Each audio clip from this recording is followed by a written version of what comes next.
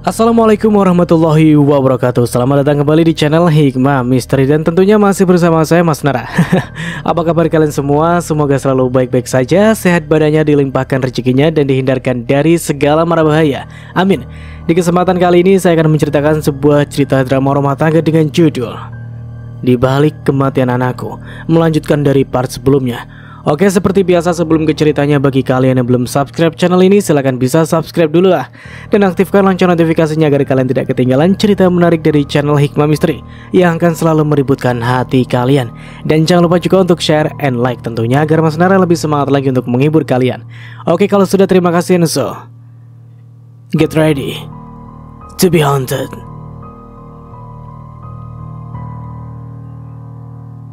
Tangan Hasan menyentuh knop pintu. Lalu angin dingin seolah meniup tengkuknya. Ia merinding. Berkali-kali ia menebar pandangannya sepi. Tak ada lalu lalang kendaraan seperti biasanya. Kembali ia membuka pintu. Baru selangkah kakinya masuk ke rumah, sebuah pukulan mengenai tengkuknya. Hasan roboh.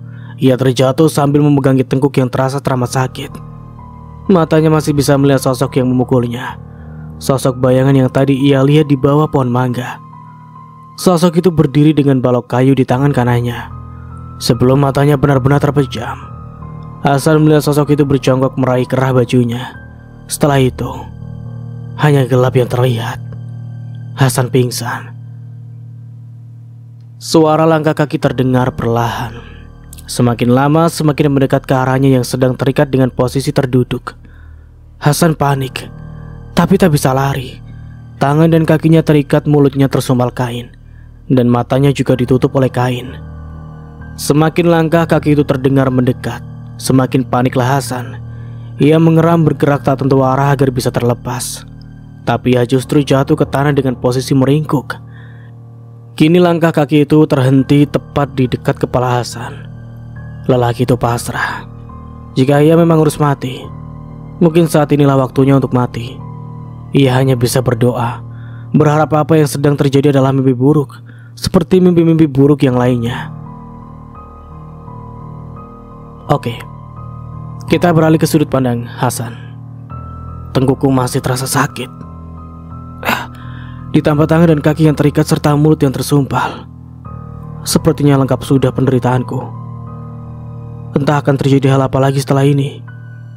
Aku pasrah. Tap. Itu suara sepatu dengan heel yang tebal dan terbuat dari sesuatu yang keras. Suara itu semakin mendekat. Apakah dia yang menculikku? Tap. Semakin lama semakin mendekat. Enggak, aku nggak boleh diam saja. Aku harus bisa lepas dan keluar dari sini. Ku coba melepas ikatan di tangan dan kakiku dan menggerakkan keduanya. Siapa tahu dengan begitu tali dengan mudah terlepas. Tapi sial, aku justru jatuh terjerembab dengan tubuh meringkuk. Trap.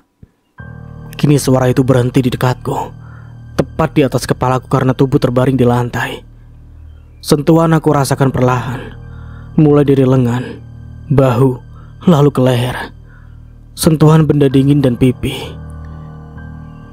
Krak. Ia merobek kain yang menyumpal di mulutku. Siapa kau? Apa maumu? Teriakku begitu mulutku terbuka. Tak ada jawaban, hanya hening dan mencekam. Kenapa kau lakukan ini? Lagi-lagi sepi. Tapi aku tahu dia masih di sini. Aroma parfum tubuhnya masih dapat tercium olehku. Lagi tangannya mulai menyentuhku. Ia membantuku untuk duduk di lantai. Lalu dengan perlahan ia mengelus wajahku, lalu ke rambut. Dan tiba-tiba dengan keras ia menjambak rambutku hingga aku tertengadah. Apa yang kau inginkan? Dapat kurasakan hembusan nafasnya yang harum ketika ia berbisik di telingaku. Aku mau kamu, ujarnya dengan suara berat. Kalau saja mataku tak tertutup, mungkin kini aku sudah terbelalak. Suara itu, aku seperti mengenal suara itu. Tapi apa mungkin atau itu hanya suara yang hampir mirip? Aku Iya. Kamu, nyawamu. Lalu ia terbahak-bahak.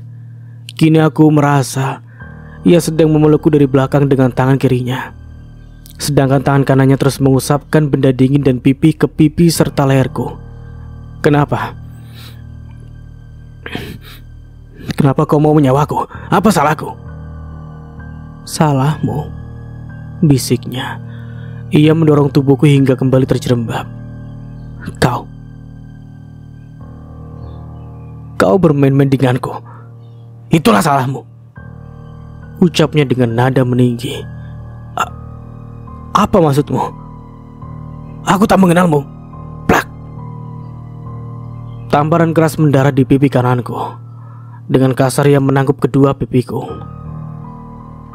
Kau tak mengenalku? Iya. Aku tak tahu siapa kamu. Keterlaluan. Apa kau juga tak mengenali suaraku? Hah? Enggak. Ini gak mungkin. Suara itu gak mungkin dia. Bohong. Mana mungkin. Aku gak percaya. Oh ya? Kau tidak percaya? Tanyanya.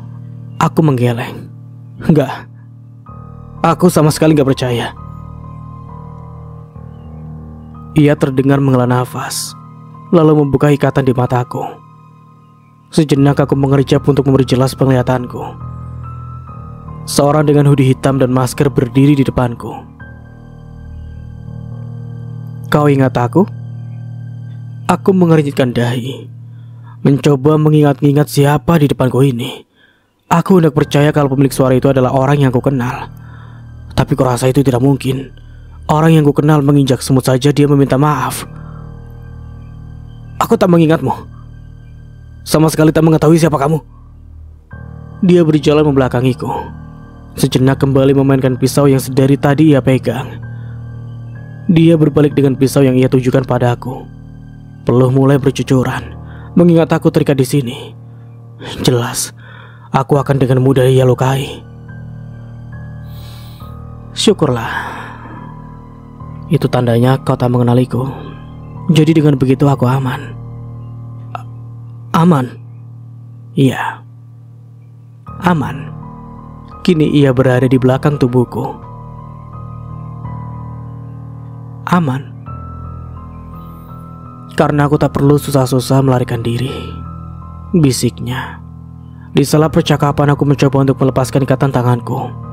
Gagal. Karena ikatan itu terlalu kencang. Kau tak akan bisa lari. Sama seperti dua perempuan itu. Perempuan? Apa maksudnya dengan perempuan? Jangan-jangan. Ya. Akulah yang menghabisi istrimu, istri sirimu. Mendengar pengakuan itu dadaku bergemuruh. Rasa marah dan sesak menjadi satu. Tega kau biadab. Dia sedang hamil anakku. Ia murka dengan kasar menjabak rambutku kembali. Kau yang tega. Kau yang biadab, dasar brengsek. Keras. Tangannya mengayunkan pisau hingga melukai pipiku. Sakit sekali. Seketika darah mengucur deras, mengalir dari pipi, dagu, lalu ke leher. Sekarang giliranmu, Hasan. Ia bersiap kembali hendak menghunus pisau. Dari posisinya yang mengincar jantungku. Hasan! Hampir saja pisau itu mendarat di dada kanan. Ujungnya tepat mengenai kulitku dan brak. Pintu yang sudah sedari tertutup tiba-tiba terbuka lebar. Pak Arman, polisi yang menangani Sukma, berdiri di ambang pintu dengan mengacungkan senjata apinya. Hentikan! Kau sudah kami kepung. Sosok bermasker itu di depanku itu memandang nyalang ke arah Pak Arman. Hentikan semua ini! Pak Arman berjalan mendekat dengan pistol yang terus tersiaga. Sedangkan di depanku berdiri sosok bermasker itu dengan pisaunya di depan dada. Pergi kau! Jangan ikut campur! Teriak sosok itu. Aku mohon hentikan. Kita bisa bicarakan ini baik-baik, bujuk Pak Arman. Tak ada lagi yang perlu dibicarakan. Semua selesai. Sosok bermasker itu mengangkat tangannya tinggi-tinggi dengan pisau di genggamannya.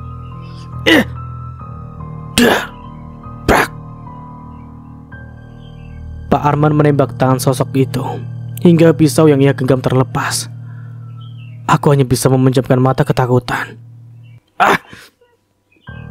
Kurang ajar. Hentikan. Jangan ikut campur.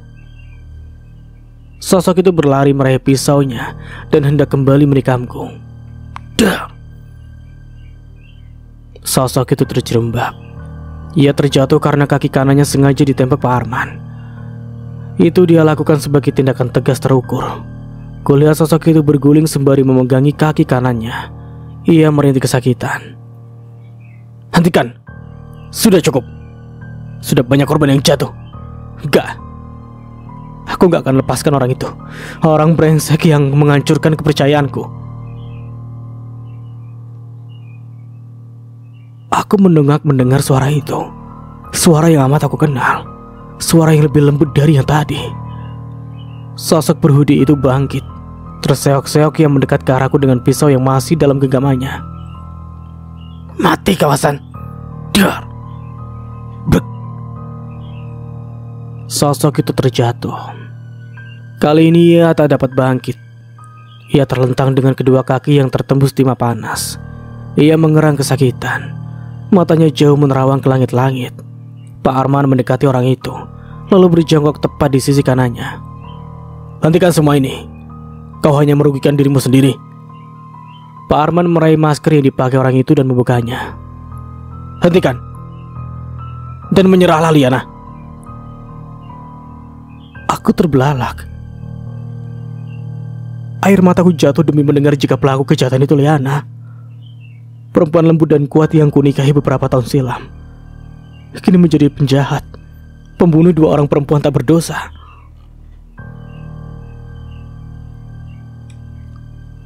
Oke, kita beralih ke sudut pandang autor. Hasan terbeliak demi mendengar nama Liana sebagai pembunuh 2 wanita yang ditemukan oleh polisi. Apalagi kini ia terbaring dengan kaki tertumbus timah panas di depannya. Pak Arman melepasi ikatan tangan dan kaki Hasan, sedang polisi lain meraih tubuh Liana dan memaksanya bangkit. Hasan segera berlari mendekati Liana dan meraih bahunya. Kenapa Liana? Kenapa kau lakukan ini? Wanita itu menatap Hasan sengit. Belum pernah Hasan melihat sorot mata Liana yang begitu menakutkan. Kenapa? Kenapa katamu? Hasan hanya bisa memundurkan kakinya saat Liana semakin menatapnya dengan tajam seolah hendak menerkam. Kau yang membuat aku seperti ini. Kau Hasan. Suaranya menggelegar ke seluruh ruangan. Liana benar-benar marah dan murka. Kenapa aku? Apa yang kuperbuat? Liana menangis. Tapi tetap tatapan matanya menyiratkan kebencian. Sesekali mengusap air matanya sambil meringis menahan sakit di kakinya. Kau mengkhianatiku. Dan aku benci pengkhianat. Hasan sadar dia salah karena mengkhianati Liana kala itu. Namun keinginannya memiliki anak, itulah yang membuatnya berkhianat. Liana tak pernah mau memiliki anak lagi, sedangkan dirinya teramat ingin memiliki anak darah dagingnya sendiri. Tapi kau tak perlu membunuh Liana. Itu perbuatan melanggar hukum. Aku tak peduli. Liana berteriak sambil mendelik. Polisi kembali menyeret tubuh Liana dan hendak memasukkannya ke dalam mobil. Lepas! Aku gak salah! Teriak Liana sembari memberontak. Melihat istrinya diseret, Hasan sedikit merasa tak tega. Bergegas ia meraih tangan Pak Polisi dan meminta agar perlahan memperlakukan Liana. Pelan-pelan Pak. Polisi yang membawa Liana hanya mengangguk. Pak Arman meraih bahu Hasan dan menepuknya perlahan. Sabar ya Pak. Hasan sejenak menatap Liana yang sudah masuk ke dalam mobil. Tubuhnya meringkuk di ujung sambil memeluk kedua lututnya. Aku gak salah. Aku gak salah. Dia pengkhianat. Dia salah. Gumam Liana. Hasan menunduk sedih melihat keadaan Liana yang seperti orang depresi. Sesakit itukah hati Liana hingga ia kehilangan akalnya? Saya nggak nyangka Liana bisa seperti ini. Saya turut prihatin ya Pak, ujar Pak Arman. Sebelumnya kami akan membawa Bu Liana ke psikiater, hanya untuk memastikan apakah ia melakukan semua ini dengan sadar atau di bawah pengaruh sesuatu. Lanjutnya, baik Pak, saya serahkan semua ke pihak polisi. Satu lagi, Pak Arman menjeda sejenak ucapannya. Apa Pak? Pak Arman menghela nafas panjang dan menatap netra Hasan dengan serius. Hasan ketar-ketir. Dari mimik wajah Pak Arman terlihat jelas ada sesuatu yang benar-benar serius dan harus dikatakan. Ini tentang kematian anak Bapak, Sukma. Sukma? Hasan mendelik sempurna. Ya, kami sudah menemukan tersangka pembunuh anak Bapak. Siapa? Siapa pembunuhnya? Kurang ajar, akan kuhabisi orang itu. Hasan terlihat histeris. Berkali-kali ia menuju pintu yang terdapat di sana. Hatinya hancur dan juga marah. Hancur karena teringat anak sambungnya itu sudah tiada. Marah ketika mengingat anaknya masih kecil. Dan siapapun yang melenyapkan Sukma, pastilah orang itu sudah tak waras. Hasan terduduk di lantai sembari menutup wajahnya dengan kedua tangan. Hatinya benar-benar hancur. Ia menangis sejadi-jadinya. Ini gak mungkin. Bohong. Kau pasti bohong kan Pak? Tak terkendali, Hasan meraih kerah Pak Arman sambil mengepalkan tinju. Polisi lain mencoba meraih tubuh Hasan dan menjauhkannya dari Pak Arman. Tenang Pak. Enggak. Kau bohong. Ini hanya akal-akalan kalian karena tak bisa menemukan pembunuh putriku. Apa yang saya katakan semua benar. Kami sudah menyelidiki semuanya. Enggak mungkin. Ini gak mungkin. Ini gak mungkin. Hasan menunduk dan kembali menangis. Ia tak menyangka semua ini terjadi di keluarganya. Keluarga yang mula baik-baik saja dan penuh kebahagiaan. Ini salahku. Semua ini salahku. Hasan memukuli kepalanya dengan kedua tangan. Sesekali ia menjambakkan rambutnya yang sudah berantakan.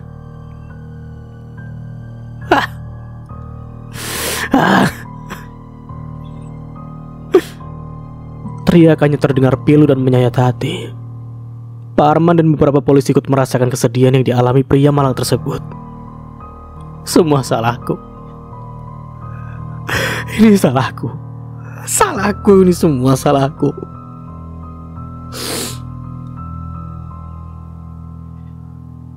Hasan meracu sambil berjalan tak tentu arah. Pak Arman berusaha meraih bahu Hasan dan menenangkannya. Ini salahku. Ini salahku.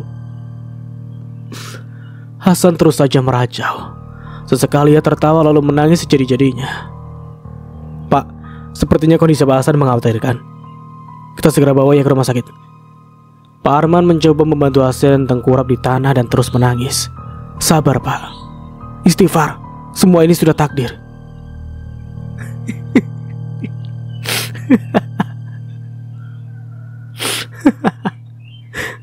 Hasan tersenyum, meringis, lalu menangis. Tahu jika ucapannya sia-sia. Pak Arman begitu saja membawa Hasan masuk ke dalam mobil. Tanpa pikir panjang, Pak Arman melajukan mobilnya ke rumah sakit terdekat. Di sana Hasan diberikan obat penenang agar tak membahayakan dirinya sendiri dan orang lain. Pak Arman keluar dari ruangan. Ia menatap kasihan pada Hasan yang terbaring lemah di ranjang rumah sakit. Meskipun ia dididik untuk tegar dan disiplin, tetapi tetap saja ia sedih melihat keadaan keluarga korban.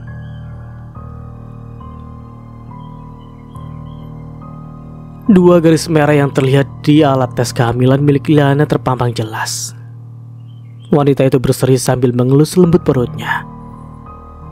Mas Hasan pasti senang mendengar kehamilanku, gumamnya sambil terus tersenyum. Liana keluar dari kamar mandi dan menyimpan hasil tesnya di atas meja riasnya. Sambil menunggu Hasan pulang, ia sibuk menyiapkan makan malam. "Ma, lapar." Liana terperanjat dan menatap wajah anaknya yang sudah bergelayut di kakinya.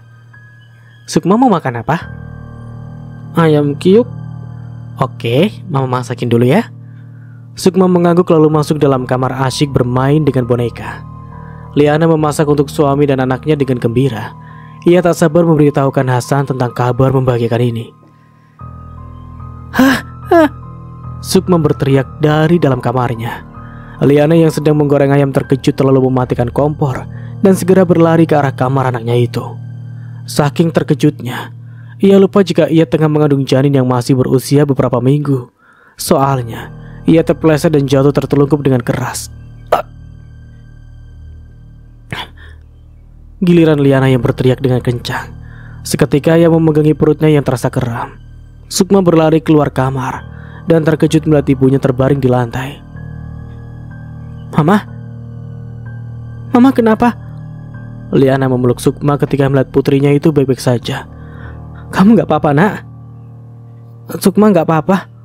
Terus kenapa tadi Sukma teriak?" "Sukma mainan sama Teddy, boneka Sukma." Liana bernafas lega mendengar Sukma hanya bermain-main saja dengan bonekanya, tapi hatinya juga sakit. Kalau saja Sukma tak berteriak, mungkin ia tak akan jatuh dan perutnya tak akan sesakit ini. Sukma menarik lengan ibunya, menuntun wanita yang sudah melahirkannya itu untuk bangkit. Perlahan Liana berdiri, namun ia merasakan ada sesuatu yang keluar dari bawah perut dan mengalir di pahanya. Darah. Liana terkejut melihat darah mengalir di sela kakinya. Seketika ia panik dan pergi ke kamar mandi untuk membersihkan darah itu. Setibanya di dalam kamar mandi, ia segera membersihkan darah dengan mengguyurkan air. Tiba-tiba ada gumpalan jatuh begitu saja dari alat vitalnya. Liana berjongkok dan memungut gumpalan sebesar ibu jari tersebut. Ia menangis. "Ini pasti calon anakku," batinnya. Setelah membersihkan diri, ia keluar kamar mandi dan membawa serta gumpalan kehitaman itu. Sejenak ia mencari kain putih untuk membungkus gumpalan tersebut, lalu menguburnya di belakang rumah. Sukma hanyalah anak yang masih berusia 4 tahun. Ia tak mengerti dengan apa yang dilakukan ibunya. "Mama kok mainan tanah?" Kata mama mainan tanah itu jorok. "Mama gak mainan tanah sayang. Mama hanya merapikan saja." "Temenin Sukma main yuk mah." Sukma menarik tangan Liana dengan lembut. Namun wanita itu enggan beranjak. Ia masih bersedih atas hilangnya harapan kebahagiaannya. "Ayo mah." Liana masih tak bergerak. Ia hanya menepis lembut tangan Sukma sembari menggelengkan kepala. "Sukma main sendiri dulu ya." "Gak mau. Sukma maunya sama mama," rengek bocah itu. "Sukma!" Gadis kecil itu terkesiap mendengar ibu yang selama ini lembut tiba-tiba membentaknya. Liana sadar ia telah berkata kasar pada putri kecilnya. Saat hendak memeluk, Sukma justru berlari keluar rumah dan tak sengaja menutup pintu terlalu keras. "Sukma!" Lagi Liana membentak Sukma. Gadis kecil itu sejenak berhenti, lalu kembali berlari masuk ke rumah Ica kawannya. Liana duduk termenung di tepi ranjang. Matanya menerawang jauh keluar jendela. Setitik air mata jauh membasahi pipinya. Bayangan suaminya bertemu wanita lain membuatnya sakit, dan anak yang diharapkan tumbuh di rahimnya pun kini sudah tiada. Ia bingung harus bagaimana. Ia takut suaminya akan pergi begitu saja meninggalkannya dan Sukma sendirian lagi. Ini semua gara-gara Sukma. Coba dia gak teriak-teriak di kamarnya, aku gak akan jatuh dan kehilangan calon bayi yang ditunggu-tunggu Mas Hasan, gumamnya. Liana bangkit dari ranjang menuju kamar Sukma. Ia begitu jengkel melihat mainan berantakan di mana-mana. Ia pun memarahi Sukma hingga gadis itu menangis pilu. Sedangkan Hasan, ia melihat perangnya Liana berubah. Ia tak pernah tahu apa sebabnya. Kadang wanitanya itu begitu lembut, kadang tiba-tiba kasar setengah mati. Jangan kau marahi terus Sukma, dia hanya anak-anak. Jika sudah begitu, Liana akan lebih banyak diam dan meninggalkan Hasan sendiri dalam kamar. Entah setan apa yang merasuki Liana. Sore itu, ketika orang tengah riuh berdatangan di rumahnya untuk merayakan hari ulang tahun Sukma, dia menarik Sukma ke belakang rumah. Liana termakan amarahnya ketika tahu Sukma menumpahkan es buah yang ia buat dengan susah payah. Tanpa pikir panjang, ia berniat menghukum anak itu agar jerah dan tak sembarangan dalam bermain. Liana menarik Sukma ke belakang rumah dan menyuruhnya naik ke atas rumah yang terdapat tandon. Tak lama ia menyuruh putrinya masuk ke dalam tandon tersebut. Sukma menolak, tapi wanita itu seperti kerasukan dan membentak Sukma agar naik ke sana. Sukma yang masih kecil menurut karena takut melihat wajah Liana yang garang.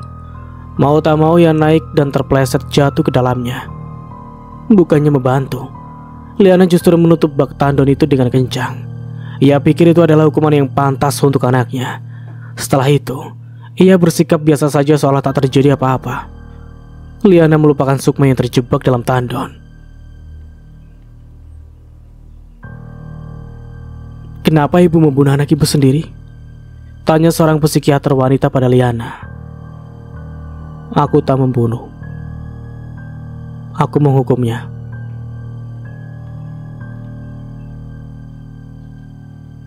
"Lalu di mana sekarang anak ibu?" Dia mati. Sukma ada yang membunuh Sukma." Psikiater muda itu menuliskan sesuatu di buku catatannya. Siapa yang membunuh putri ibu?" Liana menggeleng cepat, lalu berlari meringkuk di ujung ruangan dan memeluk kedua lututnya. "Ada yang membunuh anakku. Siapa yang membunuh anakku? Siapa?" teriaknya. Psikiater dengan nama Dewi itu menggelengkan kepalanya sambil terus mencatat. "Anakku? Siapa yang bunuh anakku?" Liana bangkit dan meraih kerah baju Dewi. Kau pasti yang membunuh anakku. Pembunuh!" Bergegas dua perawat masuk ke ruangan dan meraih tangan Liana yang terus menyerang Dewi. Saudari Liana positif mengidap borderline personality disorder, yaitu perubahan suasana hati yang intens, ketakutan akan ditinggalkan, perilaku impulsif dan tidak stabil. Terang Dewi pada Pak Arman. "Lalu, bagaimana dengan Hasan? Saat ini ia sedang asik dengan dunianya sendiri. Dunia yang ia yakini ada tapi sesungguhnya tidak ada. Hasan tengah berhalusinasi karena delusi." Pak Arman menatap dua orang yang hanya dipisahkan dinding kamar itu dengan iba. Baru kali ini ia menangani kasus rumit. Anaknya mati di tangan ibunya yang kurang waras, sedangkan ayahnya sibuk bermain-main dengan yang katanya anaknya, padahal anaknya sudah tewas. Pak Arman menutup buku yang sedari tadi ia baca sambil mendengarkan penjelasan Dewi. "Saya titip mereka. Setidaknya biarkan mereka sehat. Baru kasus ini bisa dilanjutkan." Dewi mengangguk. Lalu Pak Arman pun pergi menjauh. Dewi melepas kacamatanya lalu memandang dua ruangan bersebelahan di depannya. Satu ruangan Liana dan satunya ruangan Hasan. Sejenak ia menghela nafas panjang lalu tersenyum sinis. Buliran bening tiba-tiba jatuh di pipinya ketika melihat potret seorang bayi dalam pangkuan seorang wanita. Kembali ia menatap bergantian ruangan Liana dan Hasan.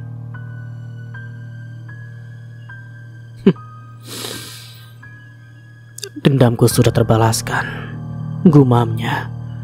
Suara sepatu high heels Dewi menggema di lorong rumah sakit yang penuh dengan orang-orang tak waras. Tubuhnya kian menjauh dari ruangan Liana dan Hasan, lalu menghilang di pertigaan lorong. Dan cerita pun selesai. Oke. Cerita kali ini selesai. Gimana menurut kalian ceritanya? Bikin pusing kan? Sama Mas Nara juga pusing sendiri kok. Dan ya, tidak nyangka aja, ternyata semua ini yang melakukan si Liana. Tapi kalau dipikir-pikir ternyata semuanya itu rencana Dewi. Membingungkan. Sangat membingungkan. Sampai detik ini pun Mas Nara masih bingung. Bagaimana menurut kalian? Yang tentunya seperti biasa ya, ambil sisi positifnya dan buang sisi negatifnya. Tentunya ada pesan moral di cerita ini. Ya, begitulah. Cinta itu menanggung resiko kebencian yang amat dalam. Semakin dalam cinta itu, semakin dalam juga menanggung resiko kebencian. Ya, apalagi kalau bukan pengkhianatan. Pengkhianatan akan menimbulkan rasa benci yang teramat dalam terhadap seseorang yang sebelumnya sangat mencintai dan mempercayainya. Tapi apabila kepercayaan itu diingkari atau dihianati, maka siap-siaplah, resiko itu harus ditelan bulat-bulat. Oke, tentunya dari Mas Nar, mohon maaf ya bila ada salah kata atau dalam penyampaian cerita. Akhir kata, wassalamualaikum warahmatullahi wabarakatuh. Sampai jumpa di video berikutnya and see you. Bye-bye.